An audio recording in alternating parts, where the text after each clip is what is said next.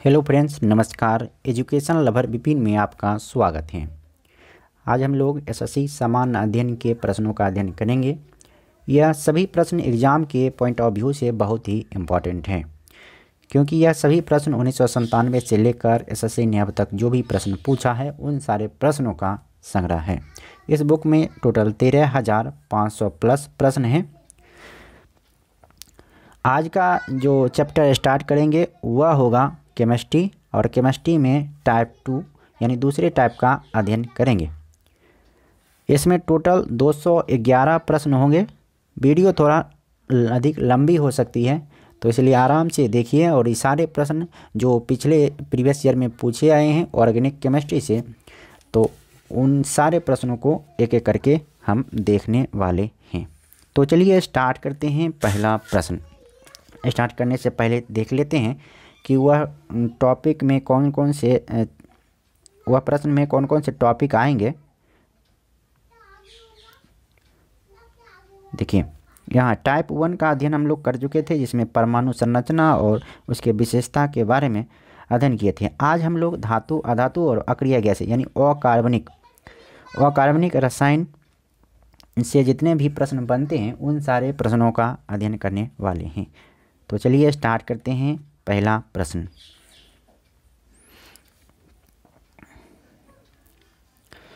प्रश्न, है पृथ्वी की संरचना में सबसे अधिक प्रतिशत किस तत्व का है? पृथ्वी की संरचना में सबसे अधिक प्रतिशत किस तत्व का है? तो इसका सही जवाब हो जाएगा ऑक्सीजन। और इसको याद करने के लिए OCl ही याद रखिए, यानी कि ऑक्सीजन, सिलिकॉन, एल्युमिनियम और लोहा। तो सबसे अधिक तत्व पूछा जाएगा तो ऑक्सीजन होगा, और दूसरा सबसे अधिक तत्व पूछा जाएगा तो सिलिकॉन होगा।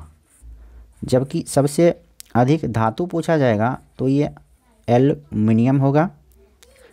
जबकि सबसे अधिक अधातु पूछा जाएगा तो ऑक्सीजन होगा। सौर ऊर्जा के रूपांतरण के लिए कौन से तत्व की आवश्यकता होती है? सौर ऊर्जा के रूपांतरण के लिए कौन से तत्व की आवश्यकता होती है? तो इसका सही जवाब क्या हो जाएगा? इसका सही जवाब हो जाएगा सिलिकॉन। सिलिकॉन सही जवाब हो जाएगा। सौर ऊर्जा के रूपांतरण के लिए सिलिकॉन का प्रयोग किया जाता है। लोहे को जंग लगता है ऑक्सीकरण के कारण। ऑक्सीकरण के कारण लोहे में जंग लग जाता है।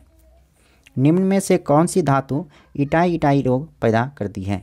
इटाई रोग पैदा कौन करती है? तो इसका सही जवाब हो जाएगा कैडमियम। कैडमियम की वजह से इटाई रोग होता है। मोनाजाइट बालू में निम्न में से कौन सा खनिज पाया जाता है? मोनाजाइट बालू में कौन सा खनिज पाया जाता है? तो इसका सही जवाब हो जाएगा थोरियम। थोरियम सर्वाधिक मात्रा में पाया जाता है मोनाजाइट में। क्वेश्चन नंबर 6 है, आजकल सड़कों पर रोशनी के लिए प्रायः पीले लैंपों का प्रयोग किया जाता है। उन लैंपों में निम्न में से किस गैस का प्रयोग किया जाता है? तो उस लैंपों में सोडियम गैस का प्रयोग किया जाता है। लोहे की रेलों के टूटे हुए टुकड़ों और मशीन के भागों की वेल्डिंग में निम्नलिखित में से किसका प्रयोग किया जाता है? तो ये एल्युमिनियम पाउडर का प्रयोग किया जाता है। बिजली के बल्ब में क्या भरा होता है? बिजली के बल्ब में क्या भरा होता है? बिजली के बल्ब में आर्गन भरा जाता है। निम्नोक्त जोड़ों में से कौन सा मेल नहीं खाता है? तो कौन सा मेल नहीं खाता है? हेमाटाइट ये लोहा का है, तांबा का नहीं है। यही सही जवाब हो जाएगा। बॉक्साइड एल्यूमिनियम का अयस्क है, मोनाजाइट थोरियम का अयस्क है, और पिचब्लाइट यूरेनियम का अयस्क है। निम्नलिखित में से वह धातु कौन सी है जिसकी ऑक्साइड परत बनाने के कारण संक्षारण नहीं होता है? तो इसका सही जवाब हो जाएगा एल्यूमिनियम। निम्नलिखित में से वह धातु कौन सी है जिसका कि ऑक्साइड परत बनने के कारण संक्षारण नहीं होती है? तो इसका सही जवाब हो जाएगा एल्यूमिनियम। बहुत ही इंपॉर्टेंट प्रश्न था। अब है अगला प्रश्न, क्वेश्चन नंबर 11। निम्नलिखित में से ऑक्सीजन मिश्रित वह निष्क्रिय गैस कौन सी है जो अवरोधित श्वसन से पीड़ित रोगियों को दी जाती है? तो सही जवाब हो जाएगा हीलियम। फ्लैश बल्ब का तार निम्नलिखित में से किसका बना होता है? फ्लैश बल्ब का तार किसका बना होता है? फ्लैश बल्ब का तार मैग्नीशियम का बना होता है। हैलोजन में सबसे अधिक अभिक्रियाशील है। हैलोजन में सर्वाधिक अभिक्रियाशील कौन सा है? तो सही जवाब हो जाएगा फ्लोरीन। कौन सी अक्रिया गैस यौगिक बना सकती है? कौन सी अक्रिया गैस यौगिक बना सकती है? तो सही जवाब हो जाएगा जेनन यानी एक्सी। अगला प्रश्न है,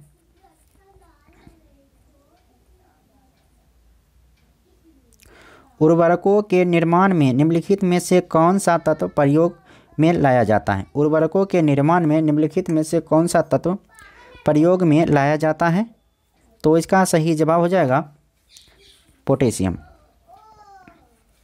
सूर्य की सतह पर हाइड्रोजन के अलावा दूसरा कौन सा तत्व बहुतायत से पाया जाता है? तो सही जवाब हो जाएगा हीलियम। किसी बिजली की इस्त्री को गर्म करने के लिए किस धातु का प्रयोग किया जाता है? किसी बिजली की इस्त्री को गर्म करने के लिए किस धातु का प्रयोग किया जाता है? तो सही जवाब हो जाएगा नाइक्रोम। निम्नलिखित में से क्या किसी बड़े शहर की वायु को प्रदूषित करते हैं? तो बड़े शहर की वायु को प्रदूषित कौन करते हैं? सही जवाब हो जाएगा सीसा। पेयजल में कॉपर का अधिकतम अनुमत सांद्रण मिलीग्राम प्रति लीटर में कितना होता है? तो ये होता है 1। प्रति ग्राम ईंधन द्वारा मोचित ऊर्जा की ऊर्जा से निम्नलिखित में से सर्वोत्तम ईंधन कौन सा है? सर्वोत्तम ईंधन कौन सा है? हाइड्रोजन। लोहा इससे निकला जाता है, तो लोहा, तो सही जवाब हो जाएगा हीमेटाइट। तो हीमेटाइट लोहा का अयस्क है और इसी से हम लोहा की प्राप्ति करते हैं। अगला प्रश्न है क्वेश्चन नंबर 22। निम्नलिखित में से कौन रंगहीन है? रंगहीन कौन है? ऑक्सीजन रंगहीन है। आवधिक सारणी में निम्नलिखित में से कौन सी धातु सबसे भारी होती है? सबसे भारी धातु होती है ऑस्मियम OS। जब जर्मेनियम जाली में आर्सेनिक परमाणु डाले जाते हैं तो क्या बन जाते हैं? जब जर्मेनियम जाली में आर्सेनिक परमाणु डाले जाते हैं तो ये बन जाते हैं बाय सेमीकंडक्टर। निम्नलिखित में से कौन सा एक ठोस स्नेहक है? तो सही जवाब हो जाएगा ग्रेफाइट। रजतीय पेंटो में मौजूद मुख्य घटक हैं। रजतीय पेंटो में मौजूद मुख्य घटक क्या है? तो ये मुख्य घटक है रजत पाउडर। निम्नलिखित में से कौन जलने में सहायक है? जलने में सहायक है ऑक्सीजन। अमोनियम सल्फेट में मौजूद नाइट्रोजन का प्रतिशत है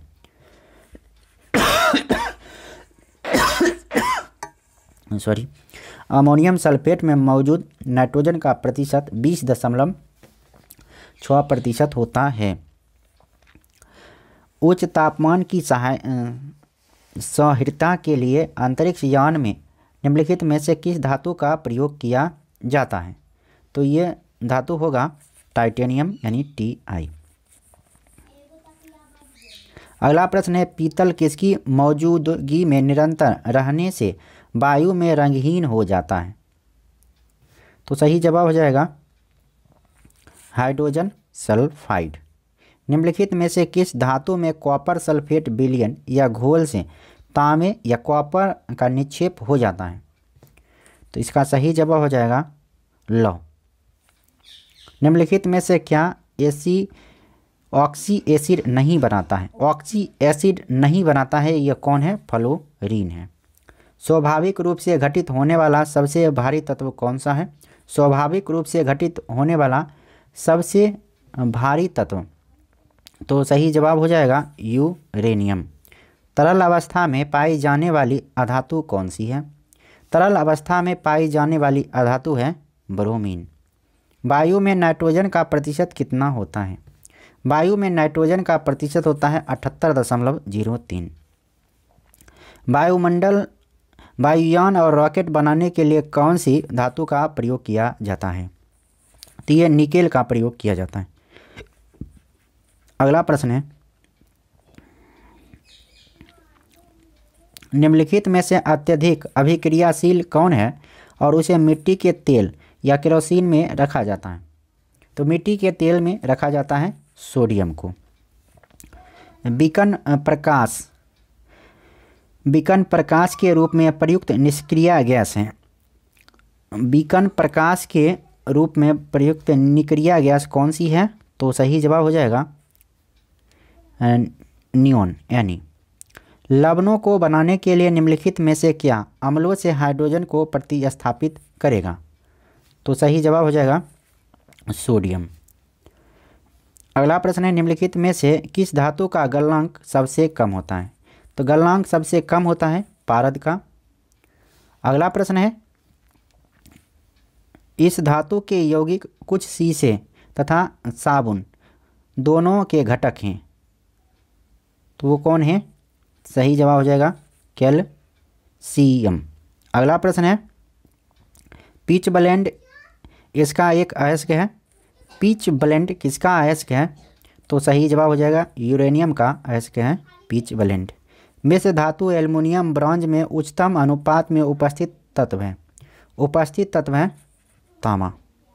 एक लोहे की गेंद पारद या मरकरी से भरी बाल्टी में गिराई जाती है तो यह पारे या पारद की सतह पर तैरेगी।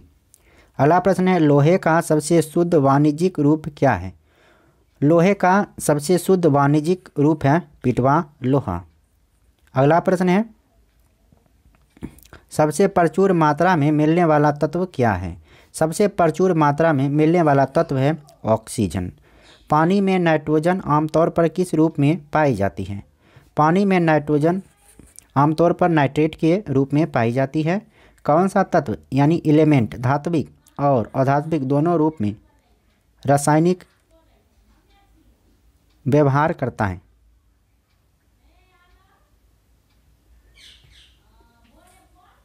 इसका सही जवाब हो जाएगा बोरन। अगला प्रश्न है, भारी धातुओं का नाम इसलिए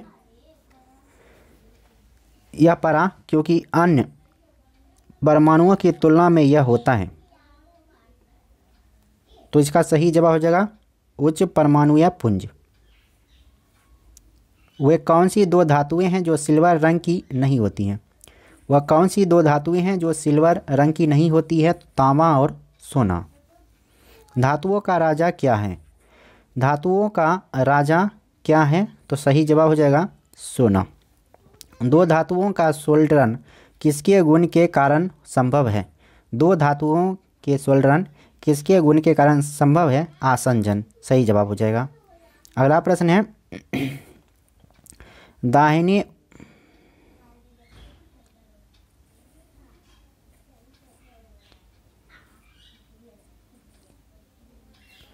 अगला प्रश्न, दाहिने ओर उल्लिखित प्रत्येक तत्व का उसके गुणधर्म के आधार पर बाईं ओर उल्लिखित से मिलान करें। तो इसका सही जवाब क्या हो जाएगा?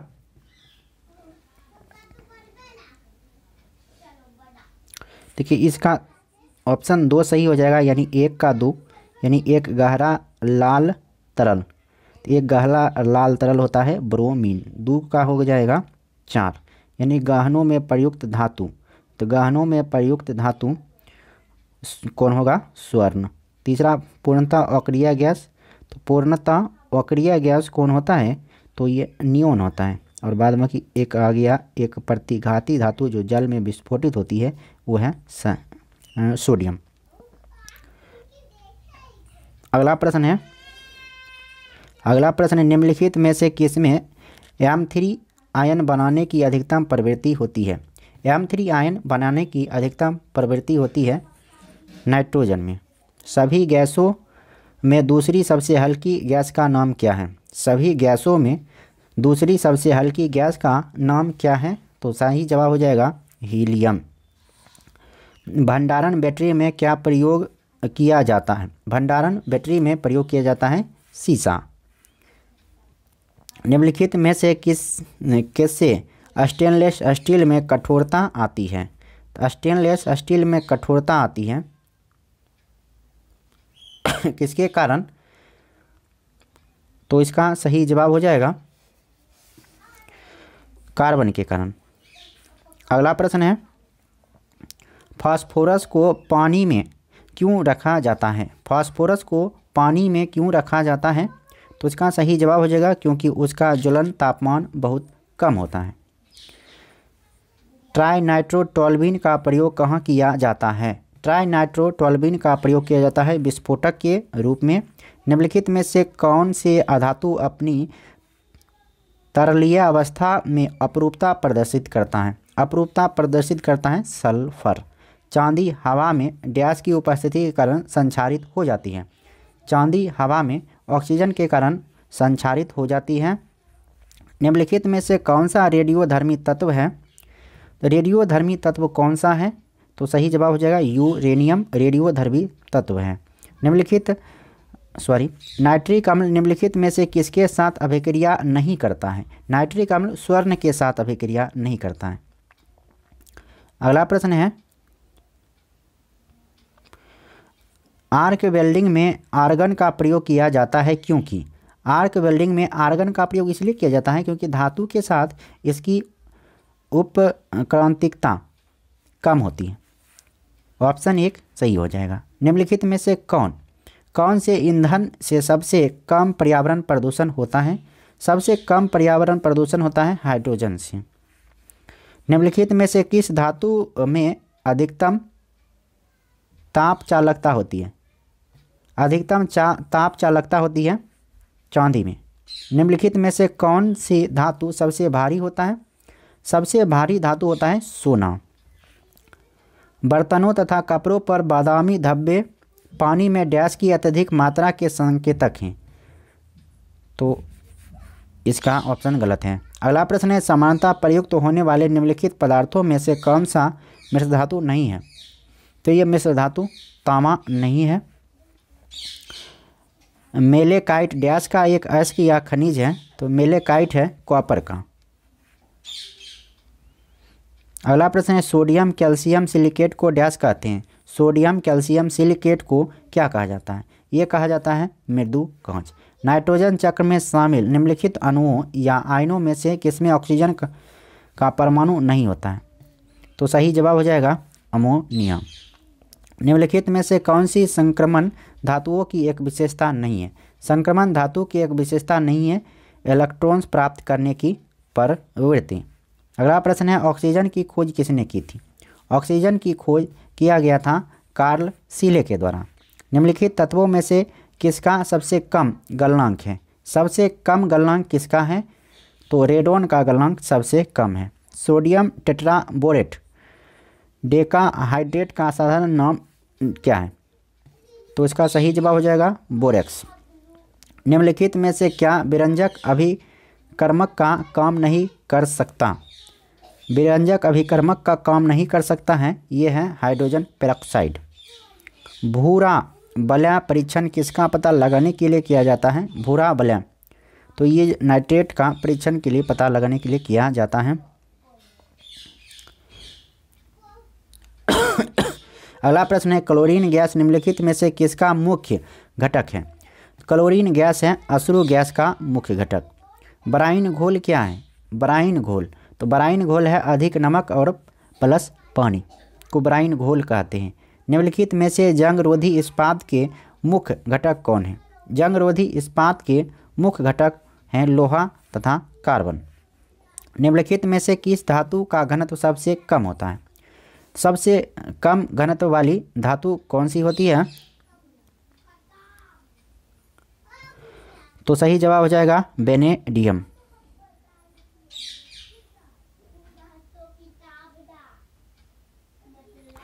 क्या था इसका 81 नंबर क्वेश्चन। निम्नलिखित में से जंग रोधी इस्पात मुख्य घटक कौन सा है?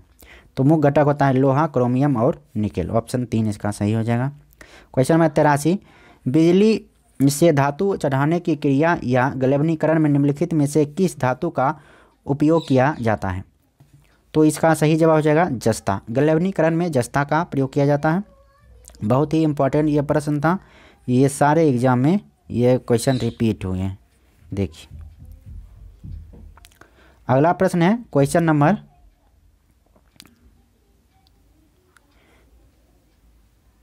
1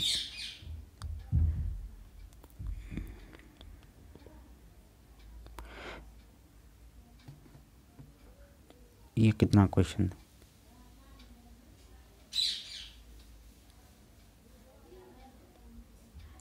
वो यहाँ से होगा। निम्नलिखित में से कौन सी धातु अपने चिन्ह को दर्शाया गया है? समानता बल्ब का तंतु का फिलामेंट बनाने में उपयोग किया जाता है। तो इसका सही जो होगा डब्लू यानी टंगस्टन का प्रयोग किया जाता है। ओजोन ऑक्सीजन का एक है। ओजोन क्या है? ऑक्सीजन का एक अपरूप है। अगला प्रश्न है आवर्त सारणी में समान तत्वों के समूह की सामान्य विशेषता क्या होती है? आवर्त सारणी में समान तत्वों के समान विशेषता क्या होती है? सही जवाब हो जाएगा बाह्यतम कक्षा में इलेक्ट्रॉन। निम्नलिखित में से किसे चादर के आकार में परिवर्तित नहीं किया जा सकता? चादर के आकार में परिवर्तित नहीं किया जा सकता पोटेशियम को। अम्ल और क्षारक की अभिक्रिया में लवण के साथ और क्या बनता है? तो ये बनता है पानी। अगला प्रश्न है गलने की प्रक्रिया डैश भी कहा जाता है। गलने की प्रक्रिया को क्या कहा जाता है? तो सही जवाब हो जाएगा संगलन कहा जाता है। क्वेश्चन नंबर 90 है अग्निशामकों में कौन सी गैसें निकलती है? तो ये निकलती है कार्बन डाइऑक्साइड। क्वेश्चन नंबर 91 है मैग्नीशियम के जलाने पर क्या बनता है? मैग्नीशियम के जलाने पर बनता है भस्म। अब अगला प्रश्न है क्वेश्चन नंबर 92, विद्युत द्वारा किसी पदार्थ पर किसी वांछित धातु की परत निक्षेपित करने की प्रक्रिया को क्या कहते हैं? तो इसे कहा जाता है विद्युत लेपन। वल्कनीकरण प्रक्रिया से रबर बनाने की खोज किसने की थी? वल्कनीकरण प्रक्रिया से रबर बनाने की खोज किसके द्वारा किया गया था? सही जवाब हो जाएगा चार्ल्स गुडियर। भारी जल डैश से बना होता है? भारी जल बना होता है ऑक्सीजन के विघटित ड्यूटेरियम से। निम्नलिखित में से कौन एक लौह खनिज नहीं है? तो लौह खनिज नहीं है ये टंगस्टन लौह खनिज नहीं है। अम्ल यानी एसिड ऐसा पदार्थ है जो क्या होता है स्वाद में खट्टा होता है। एक सही हो जाएगा। अगला प्रश्न है निम्नलिखित में से कौन सा युग्म सही नहीं है? एक तरफ है प्राकृतिक स्रोत और दूसरा है अम्ल। सिरका एसिटिक एसिड, दही लैक्टिक एसिड और इमली में साइट्रिक नहीं टार्ट्रिक एसिड होता है। ये तीसरा ये सही।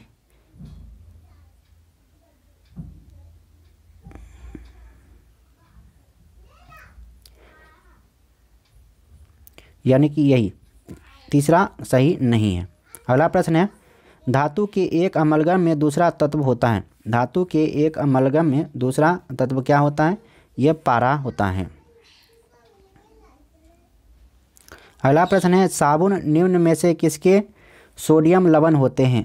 साबुन लवण होते हैं बासा अम्ल के। निम्नलिखित में से किस गैस का प्रयोग अग्निशामक यंत्र में किया जाता है? अग्निशामक यंत्र में किस गैस का प्रयोग किया जाता है? सही जवाब हो जाएगा कार्बन डाइऑक्साइड। निम्नलिखित में से कौन सी धातु सबसे अधिक भारी है? सबसे अधिक भारी कौन सी धातु है? सही जवाब हो जाएगा ऑस्मियम। कौन सा धातु सामान्य तापमान पर तरल रूप में रहता है? सामान्य तापमान पर तरल रूप में पाया जाता है पारा। कौन सा तत्व सूर्य में सर्वाधिक पाया जाता है? सूर्य में सर्वाधिक कौन सा तत्व सूर्य में सर्वाधिक पाया जाता है? सही जवाब हो जाएगा हाइड्रोजन। पदार्थ जो आमतौर पर स्वाद में कड़वे होते हैं तथा छूने पर साबुन से प्रतीत होते हैं डैश कहलाते हैं। ये कहलाते हैं क्षारक। निम्नलिखित में से कौन सा तत्व उपधातु के अंतर्गत आता है? उपधातु के अंतर्गत आता है जर्मेनियम। निम्नलिखित में से कौन सी धातु सबसे अधिक तन्य है? सबसे अधिक तन्य है सोना। अगला प्रश्न है,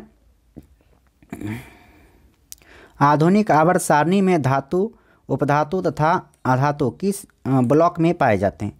तो ये ब्लॉक पी ब्लॉक में पाया जाता है। निम्नलिखित में से सीनेवार किसका अयस्क है? सीनेवार अयस्क है परा का। आधुनिक आवर्त सारणी में किसी आवर्त में बाएं से दाएं जाने पर धात्विक लक्षण, बाएं से दाएं जाने पर धात्विक लक्षण घटता है। एल्युमिनियम के परमाणुओं के 4 मोल का द्रव्यमान क्या होता है? एल्युमिनियम के परमाणुओं के 4 मोल का द्रव्यमान होता है 108 ग्राम। निम्नलिखित में से कौन सी ग्रेफाइट की संरचना है? ग्रेफाइट की संरचना है षटकोणीय। निम्नलिखित में से सबसे बढ़िया कुचालक कौन सा है? सबसे बढ़िया कुचालक है कांच। निम्नलिखित में से कौन सा या कौन से कथन सही है? कथन है धात्विक ऑक्साइड को क्षारीय ऑक्साइड भी कहते हैं। दूसरा है अधात्विक ऑक्साइड को क्षारीय प्रकृति के ऑक्साइड कहते हैं और सभी अम्लों को समान रासायनिक गुणधर्म होते हैं। तो इसका सही जवाब हो जाएगा, यानी केवल 1 और 3 सही है, दूसरा गलत है। अगला प्रश्न है, हाइड्रोजन क्लोराइड डैश है? हाइड्रोजन क्लोराइड है द्विपरमाणुक। अत्यधिक अम्लीय मृदा को उदासीन करने के लिए डैश का प्रयोग किया जाता है? अत्यधिक अम्लीय मृदा को उदासीन करने के लिए किसका प्रयोग किया जाता है? तो बिना बुझा हुआ तथा बुझा हुआ चूना दोनों का प्रयोग किया जाता है। कौन सी अकार्बनिक गैस नहीं है? अकार्बनिक गैस नहीं है ये मीथेन। पीतल निम्नलिखित में से किन धातुओं का मिश्र धातु है? पीतल किसका मिश्र धातु है? तो इसका सही जवाब हो जाएगा तांबा और जस्ता का मिश्र धातु है पीतल। निम्नलिखित में से कौन सा या कौन से आग जलाने के लिए अनिवार्य आवश्यकता है? आग जलाने के लिए अनिवार्य रूप से कौन कौन से? तो ईंधन, वायु और ऊष्मा, ये सभी की आवश्यकता होती है। ऑप्शन 4 सही हो जाएगा। आर्सेनिक, नाइट्रोजन तथा फास्फोरस में से कौन सा तत्व सबसे अधिक विद्युत ऋणात्मक है? सबसे अधिक विद्युत ऋणात्मक है नाइट्रोजन। कौन सी मिश्र धातु मुख्यतः कॉपर तथा टीन से बनती है? कॉपर तथा टीन से बनती है कौन? कांसा सही जवाब हो जाएगा। अगला प्रश्न है, सामान्यतः साबुन में कौन सा क्षारक पाया जाता है?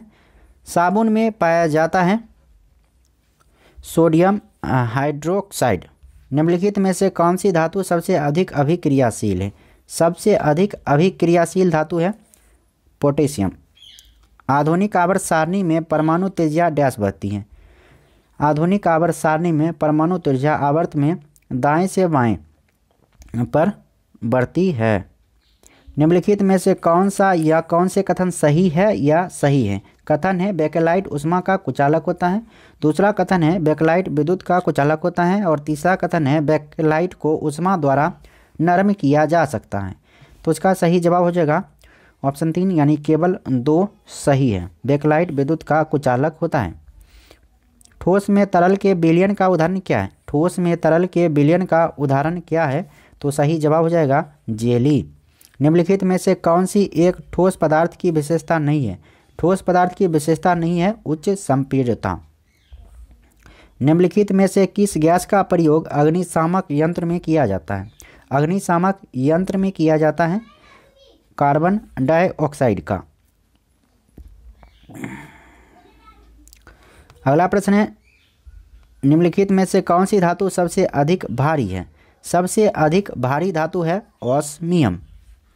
सेंधा नमक में कौन सा खनिज होता है? सेंधा नमक में होता है ये सोडियम खनिज। निम्नलिखित में से कौन सा संक्रमण धातु नहीं है? संक्रमण धातु कौन सा नहीं है? सही जवाब हो जाएगा रेडियम। रेडियम संक्रमण धातु नहीं है। निम्नलिखित में से कौन सा तत्व सामान्यतः अधिकांश उर्वरकों में पाए जाते हैं? अधिकांश उर्वरकों में नाइट्रोजन, पोटेशियम और फास्फोरस पाए जाते हैं। निम्नलिखित में से किसका सामान्य नाम तूतिया यानी विट्रोल तेल है? तो विट्रोल तेल किसका नाम है? तो सल्फ्यूरिक अम्ल का विट्रोल यानी तूतिया कहते हैं। आरएन किस तत्व का रासायनिक चिन्ह है? आरएन, तो आरएन सही जवाब हो जाएगा रेडोन का होता है। लोहे का रासायनिक प्रतीक की है? तो लोहे का रासायनिक प्रतीक है Fe। आवर्त सारणी में एक आवर्त में बाएं से दाएं जाने पर डैश की संख्या समान होती है, तो इसका सही जवाब हो जाएगा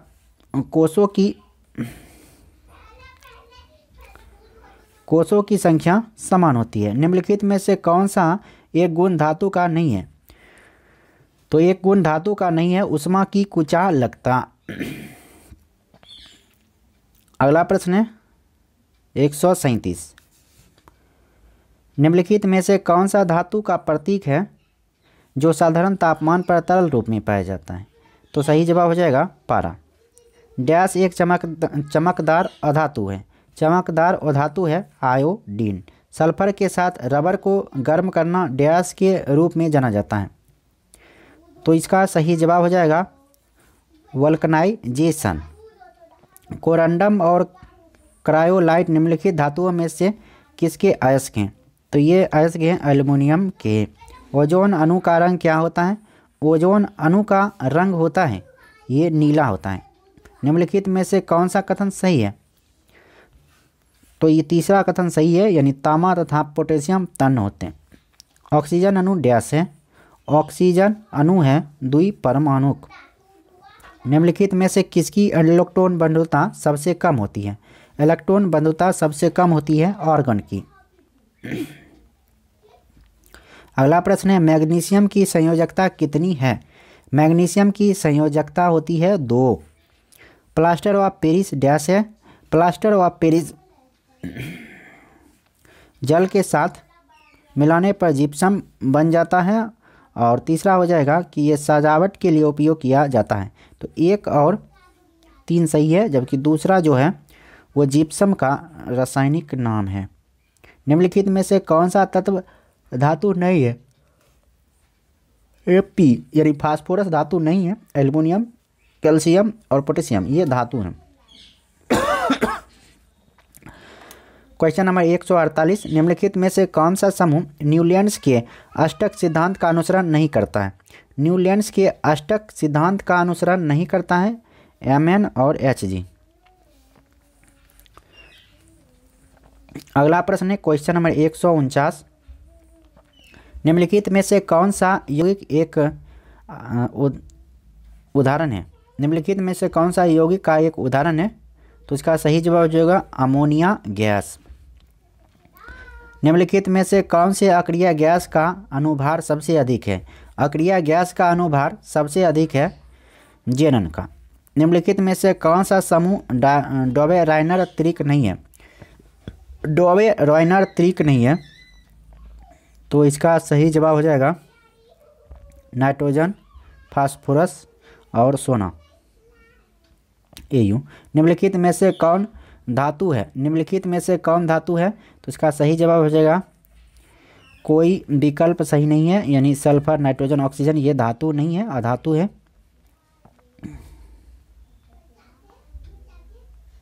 निम्नलिखित तत्वों में किसकी परमाणु संख्या ब्रोमीन की तुलना में अधिक है?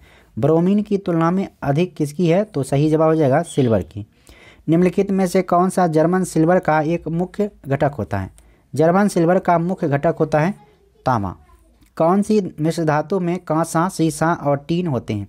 कांसा, सीसा और टीन होते हैं किस में? तो सही जवाब हो जाएगा रोज मेटल में। निम्नलिखित में से कौन सा तत्व एक उपधातु है? उपधातु इसमें से कौन सा है? तो सही जवाब हो जाएगा सिलिकॉन। बिजली से धातु चढ़ाना यानी गलवनीकरण की प्रक्रिया में लोहे पर जम जाता है, तो लोहे पर जम जाता है जस्ता। अगला प्रश्न है क्वेश्चन नंबर 158। निम्नलिखित में से कौन सी धातु सबसे अधिक मुलायम धातु है? सबसे अधिक मुलायम धातु है सोना। निम्नलिखित में से कौन सी धातु सबसे अधिक प्रतिक्रियाशील है? सबसे अधिक प्रतिक्रियाशील धातु है कैल्शियम। जंग लगने के लिए 3 घटक होने आवश्यक होते हैं जो हैं, जंग लगने के लिए वह 3 घटक कौन से हैं जो आवश्यक होते हैं? तो इसका सही जवाब हो जाएगा लोहा, ऑक्सीजन और आर्द्रता। ये तीनों जरूरी होता है।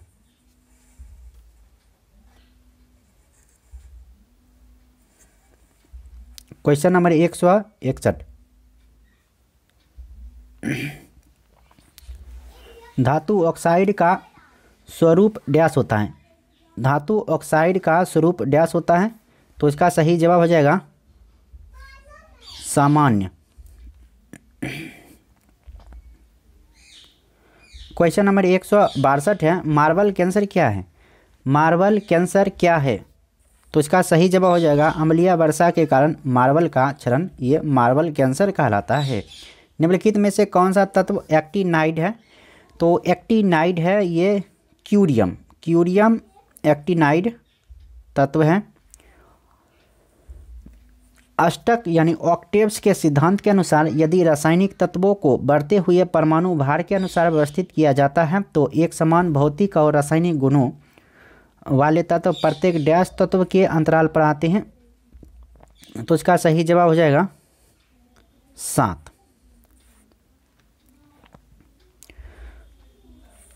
क्वेश्चन नंबर अब है 165। 165 है और टोटल हम लोग 211 प्रश्नों का अध्ययन करेंगे। तो 165वां प्रश्न है, निम्न में से कौन सा तत्व लेंथेनाइड है? तो लेंथेनाइड है सेरियम। मेंडलीफ अपनी आवर्त सारणी में डैश को सही स्थिति प्रदान नहीं कर सका।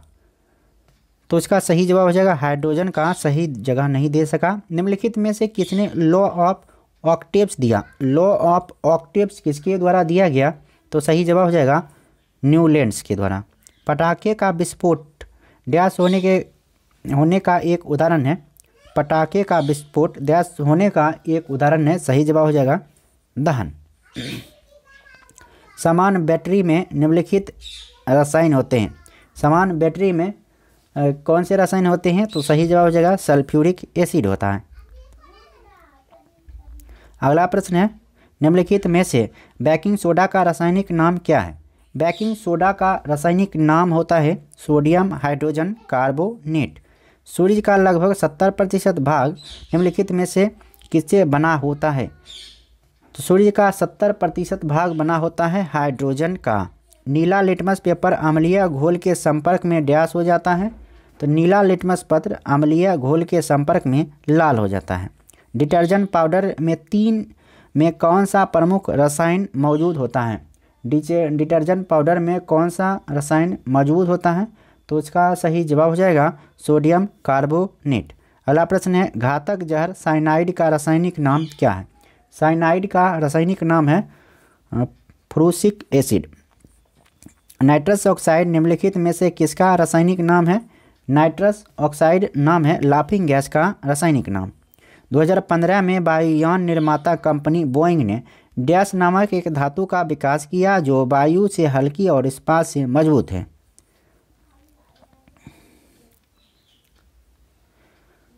तो इसका सही जवाब हो जाएगा माइक्रोलाइटिस। एक बैटरी डैश ऊर्जा को विद्युत ऊर्जा में परिवर्तित करती है। एक बैटरी ऊर्जा करती है रासायनिक ऊर्जा को विद्युत ऊर्जा में। निम्नलिखित में से किस धातु में गैलेना नामक अयस्क होता है? गैलेना नामक अयस्क होता है सीसा धातु में। निम्नलिखित गैसों में से किस गैस की गंध सड़े हुए अंडे की गंध के समान होती है? सड़े हुए अंडे के समान होती है हाइड्रोजन सल्फाइड। डोलोमाइट निम्नलिखित धातुओं में से किस धातु का अयस्क है? तो इसका सही जवाब हो जाएगा कैल्शियम। लोहे पर जंग लगना डैश का एक उदाहरण है। लोहे पर जंग लगना क्षरण का एक उदाहरण है। चूने का रासायनिक नाम क्या है? चूने का रासायनिक नाम है कैल्शियम हाइड्रोक्साइड।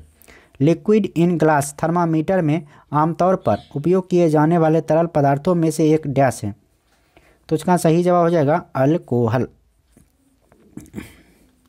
अगला प्रश्न है क्वेश्चन नंबर 184। निम्नलिखित में से कौन सी एक प्राकृतिक ग्रीन हाउस गैस नहीं है? तो प्राकृतिक ग्रीन हाउस गैस नहीं है, तो इसका सही जवाब क्या हो जाएगा? Nitrogen. Nitrogen green house gas नहीं है, जबकि कार्बन डाइऑक्साइड, जलवाष्प और मीथेन ग्रीन हाउस गैस हैं। वर्ष 1817 में डैश ने समान गुणों वाले तत्वों को समूहों में क्रमबद्ध करने का प्रयास किया। तो इसका सही जवाब हो जाएगा डॉबे राइनर। दुर्गंधनाशक निम्नलिखित में से कौन सा तत्व मौजूद होता है? तो इसका सही जवाब हो जाएगा एल्यूमिनियम। किस खनिज को बरीड सनशाइन के रूप में जाना जाता है? तो इसका सही जवाब हो जाएगा कोयला। निम्नलिखित में से किस धातु का गलनांक इसके शुद्ध रूप में सबसे अधिक होता है? शुद्ध रूप में सबसे अधिक होता है टंगस्टन का। कोरंडम किसका अयस्क है? कोरंडम अयस्क है किसका? तो इसका सही जवाब हो जाएगा एल्युमिनियम का। निम्नलिखित में से कौन सी एक निष्क्रिय गैस नहीं है? तो हाइड्रोजन एक निष्क्रिय गैस नहीं है, जबकि नियोन, हीलियम और आर्गन ये नाइट्रोजन गैस हैं। किस खनिज को मूर्खों का सोना भी कहा जाता है? मूर्खों का सोना कहा जाता है पाइराइट्स को। ठोस कार्बन डाइऑक्साइड का अधिक सामान्य नाम क्या है? ठोस कार्बन डाइऑक्साइड का अधिक सामान्य नाम क्या होता है? तो इसका सही जवाब हो जाएगा शुष्क बर्फ। निम्नलिखित में से क्या लौह का अयस्क नहीं है? तो लौह का अयस्क नहीं है क्यूपराइट। निम्नलिखित में से किसे हाइड्रोजनीकरण अभिक्रिया में उत्प्रेरक के रूप में प्रयोग किया जाता है?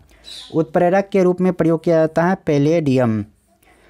तापमापी यानी थर्मामीटर में निम्नलिखित में से किसका उपयोग पारा के विकल्प के रूप में किया जाता है? पारा के विकल्प के रूप में किया जाता है गैलिस्टोन। निम्नलिखित में से किसे एप्सम सॉल्ट के नाम से जाना जाता है? एप्सम सॉल्ट के नाम से जाना जाता है मैग्नीशियम सल्फेट। वायुमंडल के उच्च स्तर ओजोन ऑक्सीजन अणुओं पर आधारित डैश का एक उत्पाद है। तो इसका सही जवाब हो जाएगा यूवी रेडिएशन। निम्नलिखित में से किसका गलनांक अल्पतम होता है? तो अल्पतम गलनांक होता है टीन का। कांच में से हरा रंग हटाने के लिए निम्नलिखित में से किस पदार्थ का प्रयोग किया जाता है? तो ये प्रयोग किया जाता है मैग्नीशियम डाइऑक्साइड का। पृथ्वी पर ज्ञात सर्वाधिक घनत्व वाले स्थिर तत्व का नाम बताएं। तो इसका सही जवाब हो जाएगा ऑस्मियम। कांस्टेंटन तांबे और डैश की एक मिश्र धातु है। तो इसका सही जवाब हो जाएगा निकेल का। निम्नलिखित में से कौन सी एक अक्रिय गैस है जो सामान्यतः लाइट बल्बों में पाई जाती है? लाइट बल्बों में पाई जाती है आर्गन। दहन के लिए निम्नलिखित में से कौन सी गैस अनिवार्य है? दहन के लिए अनिवार्य है ऑक्सीजन गैस। निम्नलिखित में से किस अभिक्रिया के कारण फास्फोरस, सल्फर और क्लोरीन का उपयोग करते हुए घरेलू व्यंजक निर्मित होते हैं? घरेलू व्यंजक निर्मित होते हैं असमानुपातक अभिक्रिया। निम्नलिखित में से कौन सा एक ध्रुवीय अणु है? तो ध्रुवीय अणु है जल।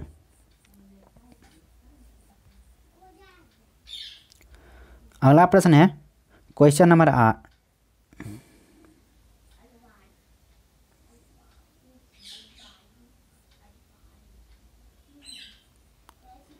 कहाँ गया?